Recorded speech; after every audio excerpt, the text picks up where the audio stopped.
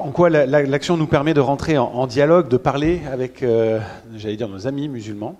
C'est en tout cas comme ça que je le vis. À partir de cette expérience de 22 ans, notamment à la Mission Populaire, de pratiques à la fois sociales et de dialogue avec les personnes musulmanes, que je vais essayer d'apporter quelques éléments à la réflexion. En préalable, peut-être dire aussi que justement, nous travaillons d'abord la question de l'accueil des personnes en fonction de leur vulnérabilité dans le travail social. On ne travaille pas d'abord avec des personnes musulmanes. On rencontre des personnes qui ont un certain nombre de difficultés, de vulnérabilité, de précarité dans le travail social. Et donc c'est pas d'abord un dialogue interreligieux que l'on a avec les personnes, c'est d'abord une rencontre de personne à personne par rapport à une problématique sociale, et que tout l'enjeu va être justement de travailler à l'inclusion de la personne, de faire en sorte que cette relation asymétrique, une personne qui vient, qui demande et une personne qui donne, se rééquilibre et qu'on puisse rentrer dans une forme de dialogue. Et c'est là où la question de ce qu'est la personne, et en l'occurrence de son identité religieuse, va se poser, et que la question sur laquelle on reviendra un peu plus tard, de la question de la reconnaissance, va se poser. Dire évidemment que dans le travail social, la question de la relation avec les personnes musulmanes est importante parce que ça représente une partie grande du public qui vient dans les associations d'entraide et de solidarité, que ce soit effectivement des petites associations, donc on a parlé des associations liées aux paroisses avec des bénévoles, ou des grandes associations composées quasiment majoritairement de salariés. Dans le public qui vient, beaucoup de personnes sont de confession musulmane ou de culture musulmane, parce que une grande partie de la population qui ont des pauvres en France sont liés aux migrations, et notamment des pays musulmans. Dire aussi, et on le sait peut-être des fois moins, qu'une grande partie des équipes salariées dans les associations d'entraide sont aussi de confession musulmane, parce que beaucoup du travail social, notamment dans tout le petit travail social, dans les activités moins qualifiées, sont essentiellement, aujourd'hui, il n'y a pas un EHPAD, il n'y a pas une maison de retraite, il n'y a pas un hôpital qui peut fonctionner sans toutes ces personnes qui sont de culture, de religion musulmane. Et puis même dans nos associations protestantes, parmi les bénévoles, aujourd'hui, notamment parce que depuis de nombreuses années, on essaye de permettre aux personnes bénéficiaires de devenir elles-mêmes engagées dans l'action, un grand nombre de bénévoles sont eux-mêmes musulmans. Donc autant dire que le dialogue dans l'action sociale, c'est au quotidien que ça se fait, même si, comme je le disais en préambule, c'est pas forcément d'abord dans un dialogue interreligieux que l'on est, mais dans une rencontre avec les personnes, avec ce qu'elles sont, et donc aussi dans la prise en compte de leurs convictions, de leur foi, de leur religion. Alors on vient de faire un travail au sein de la Fédération d'entraide protestante, un travail de recherche-action, d'enquête-action, mené par un sociologue Vincent Goulet de l'Université de Strasbourg, autour de cette question de prendre en compte la diversité religieuse dans les associations, l'exemple de l'accueil des personnes musulmanes dans les établissements sociaux, médico-sociaux et sanitaires. Donc c'est quelques éléments peut-être d'éclairage de ce travail. On est donc allé voir comment ça se passe concrètement sur le terrain, les défis que ça pose, et puis la réalité. Donc c'est là où on a vu que la question du dialogue avec les personnes musulmanes, c'est le quotidien, puisque aussi bien dans les personnes accueillies que dans les équipes bénévoles et salariés, un grand nombre de personnes sont musulmanes. Alors, la première chose, qu'on peut ressortir quelques éléments de cette enquête. En attendant la parution, on aura l'occasion de le faire ici, le 15 mai prochain. Vous en entendrez certainement parler.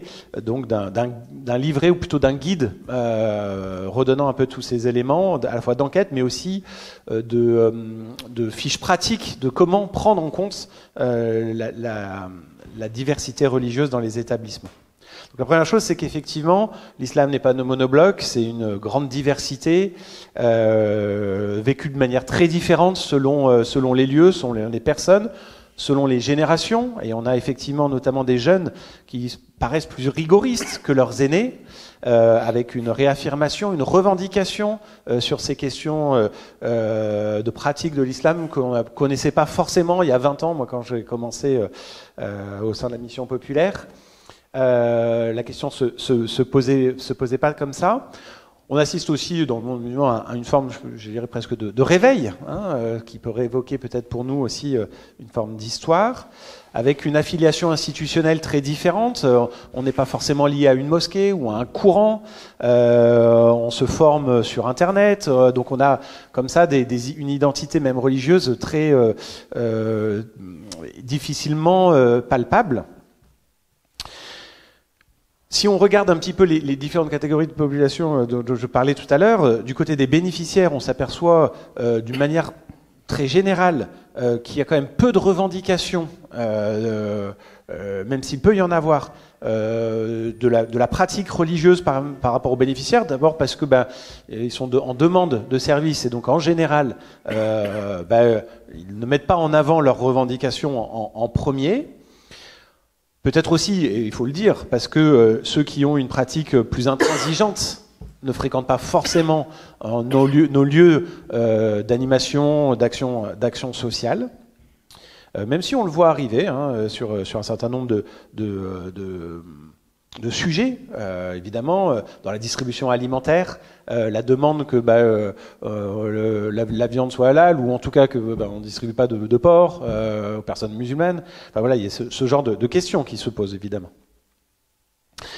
La même chose se vit du côté des salariés ou des bénévoles qui sont majoritairement prêts à faire des compromis, même si parfois ça peut être plus compliqué. Mais qui sont avec une attente forte de reconnaissance, et on y reviendra donc dans un instant, de reconnaissance symbolique de ce qu'ils sont, et que les structures, les associations qui ont une capacité à donner une place quelque part à cette dimension religieuse, permettent dans le recrutement, dans la fidélisation des salariés et des bénévoles, c'est une clé, en tout cas, cette reconnaissance, cette prise en compte de la dimension religieuse dans le recrutement et la fidélisation des personnes. Alors je disais, en général, ils sont plutôt dans l'étude que l'on a menée, la plupart des salariés et des bénévoles sont prêts à des compromis sur leurs pratiques religieuses, à des accommodements raisonnables, comme on dit du côté canadien, même si parfois certaines revendications peuvent poser difficulté, ou en tout cas mettent en questionnement fort les équipes de direction ou de gouvernance, les administrateurs des associations qui ne sont pas toujours très à l'aise avec cette dimension-là, à la fois par méconnaissance ou difficulté à appréhender le cadre de la laïcité, on va y revenir, qu'on confond parfois avec la neutralité, et puis par méconnaissance aussi de la religion, même dans nos institutions protestantes qui ont quelque part déjà une sensibilité à cette approche religieuse. On sent une certaine forme au mieux de tolérance ou d'indifférence, au pire de crispation dans un certain nombre de lieux. Enfin, peut-être un dernier zoom par rapport aux acteurs de l'action sociale, la place particulière que ont dans nos institutions un certain nombre de pasteurs, d'aumôniers ou d'accompagnateurs spirituels qui ont du coup par leur formation des outils, des connaissances importantes qui permettent justement d'aller à faire un pas de plus dans le dialogue lorsque l'on décide d'ouvrir des espaces de prise en compte de la dimension religieuse dans nos actions. Alors je disais, tout l'enjeu, il va être justement se jouer au niveau de la reconnaissance. On accueille une personne parce qu'elle a besoin d'un vêtement, de nourriture, on l'accueille parce qu'elle a besoin d'être accueillie par rapport à son handicap, par rapport à son âge, qu'il soit jeune ou vieux, parce qu'elle a une difficulté administrative. On l'accueille pour ça, on va répondre à son besoin. Mais on sait très bien que pour pouvoir aller plus loin dans la relation et permettre aux personnes de faire un bout de chemin et sortir, de prendre en main de reprendre en main leur vie et de pouvoir dépasser les difficultés dans lesquelles elles sont venues au moment où elles ont frappé à la porte, il est important d'être dans un registre de reconnaissance. Alors, il y a plusieurs registres de reconnaissance. Le premier registre de reconnaissance, ça va être évidemment le registre de reconnaissance affectif. C'est celui, le premier contact, quand on va rencontrer la personne. C'est celui qui se joue immédiatement au moment de l'accueil, qui évidemment impose le respect de ce qu'est la personne dans son identité propre. La courtoisie, l'empathie, la bienveillance, enfin voilà, qui est la base de ce qu'on appelle dans nos associations l'accueil inconditionnel. Donc les personnes sont accueillies de manière inconditionnelle en tant que ce qu'elles sont, et donc aussi en tant que croyantes, en tout cas de la manière dont elles se définissent.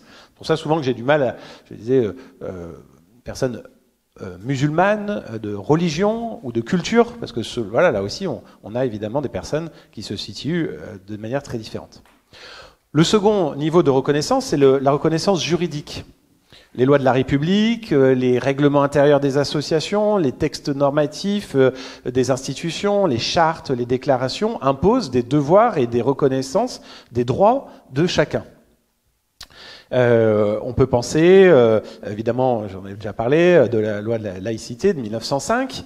On peut penser aussi à la loi de 2002, relative aux droits des personnes, qui a institué une charte des droits et des libertés et qui, dans son article 11, rappelle le droit à la pratique religieuse de tous, même dans les institutions. Donc on parle souvent des aumôniers dans les lieux de... peut-être pas privation de liberté, parce que ça serait vrai pour la prison, mais à l'armée, dans les hôpitaux, où effectivement il y avait cette habitude de garantir la liberté religieuse. Mais maintenant, dans tous les établissements médico-sociaux, il y a cette obligation de la prise en compte et de la possibilité de pratiquer sa religion. Et les équipes doivent s'organiser pour le permettre.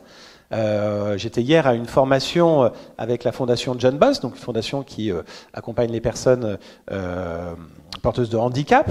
Et ils rappelaient à leurs équipes que, par exemple, accompagner une personne pour aller au culte, à la messe, à la prière du vendredi ou au Shabbat, ce n'est pas une option pour les salariés, ça fait partie de leur métier et ils sont obligés d'accompagner la personne à la mosquée, à l'église, pour permettre, quand ce n'est pas possible parce qu'il n'y a pas un aumônier dans l'établissement, à la personne, quand elle a la possibilité de sortir, de pratiquer sa religion. Alors en même temps, donc voilà, on est dans une société un peu paradoxale qui met parfois l'accent sur la dimension de neutralité, de laïcité, on ne veut pas parler de religion, qui en même temps rappelle au contraire, par la loi, l'obligation de prendre en compte la dimension religieuse. Et puis un cadre normatif qui évolue en permanence et qui n'est pas si facile, dans lequel il n'est pas si facile de se retrouver. Et je voulais juste citer, vous avez sans doute entendu parler de l'affaire de Babylou, de la crèche, sur la question du port du voile, voilà, qui a 5 décisions de justice qui se sont contredites les unes les autres pour arriver à une décision qui est maintenant sans recours, c'est celle de la cassation, qui a donné raison donc à l'employeur du fait donc du licenciement, voilà, mais avec des raisons beaucoup plus complexes, puisqu'elle rappelle en même temps le fait que l'interdiction de manifester sa religion ne doit pas être une interdiction généralisée, et qu'elle était dans ce cas-là proportionnelle, parce que c'était une association de tendance qui défendait justement une dimension de neutralité, et que c'était inscrit dans le règlement intérieur de cette association-là. Mais donc juste pour dire que c'était donc une position qui ne s'impose pas à tous, et on ne peut pas dire que dans nos associations, la neutralité s'impose. Vous savez que la neutralité s'impose à l'État, les agents de l'État. L'État a fait le choix, avec la loi de 1905, d'imposer la neutralité à ses agents pour pouvoir accueillir tout le monde. Alors que dans les associations, sauf si elles ont un service public, mais avoir une délégation de service public, c'est très précis. C'est pas parce qu'elles sont d'intérêt général ou d'intérêt public qu'elles le sont. Nos associations, en tout cas la grande majorité des associations donc les 1000 établissements de ces 370 associations de la fédération, ne sont pas obligées à la neutralité. Elles portent au contraire la volonté, et nous on dit à la fédération, de porter le fait que c'est la singularité protestante de ces associations qui garantit au contraire la liberté pour chacun d'être accueilli en tant que tel. Et c'est important parce que, du coup, c'est un travail que l'on fait, nous, au sein de la fédération, d'accompagner les associations pour qu'elles soient plus à l'aise dans leur référence à leur identité protestante, dans les outils qu'elles peuvent développer pour dialoguer, parce que le dernier niveau de reconnaissance, donc reconnaissance affective, reconnaissance juridique, c'est ce que le chercheur appelle la reconnaissance solidaire.